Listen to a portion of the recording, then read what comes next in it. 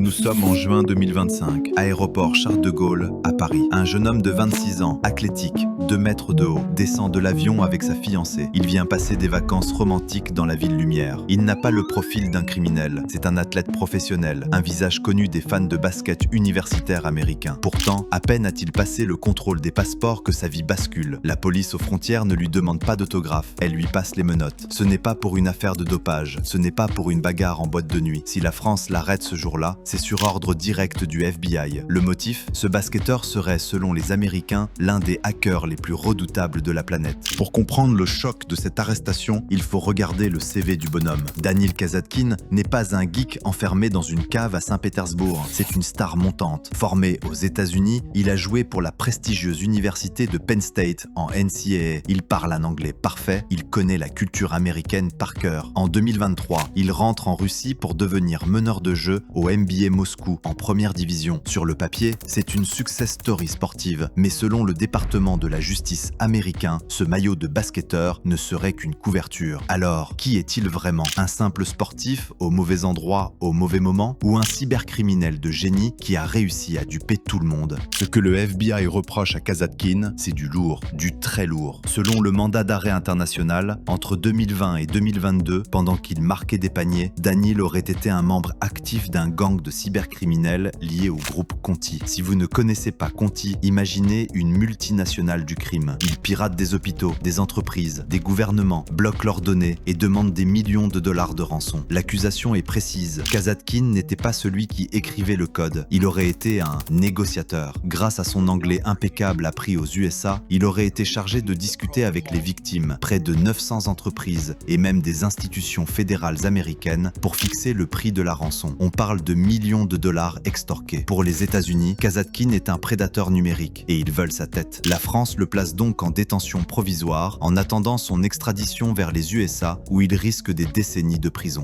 Mais l'histoire ne s'arrête pas là, car la défense de Kazatkin est surprenante. Son avocat, maître Frédéric Bello, monte au créneau avec une théorie audacieuse. Selon lui, Danil est une bille en informatique. Il ne saurait même pas installer une application correctement. L'explication de l'avocat? Danil aurait acheté un ordinateur d'occasion, un ordinateur qui appartenait déjà à un hacker ou qui avait été piraté pour servir de relais à son insu. L'avocat affirme, il n'a rien fait, il a juste acheté un PC pas cher. Est-ce crédible? Le FBI peut-il se tromper à ce point? Ou est-ce la défense classique du « je ne savais pas » ? Pendant 6 mois, Kazatkin dort en prison en France. Il perd du poids, sa carrière est brisée. L'extradition vers les USA semble inévitable. La justice française donne même son feu vert fin 2025. C'était fini pour lui, jusqu'à ce matin. Nous sommes le jeudi 8 janvier 2026. Coup de théâtre diplomatique. Alors que tout le monde attendait de voir Kazatkin dans un tribunal américain, il apparaît soudainement sur le tarmac d'un aéroport russe, libre. Que s'est-il passé? Dans le plus grand secret, la France et la Russie ont négocié un échange. D'un côté, Danil Kazatkin, le basketteur accusé de cybercrime. De l'autre, Laurent Vinatier, un chercheur français emprisonné en Russie depuis juin 2024, accusé d'espionnage et de collecte d'informations militaires par Moscou. C'est un échange digne de la guerre froide.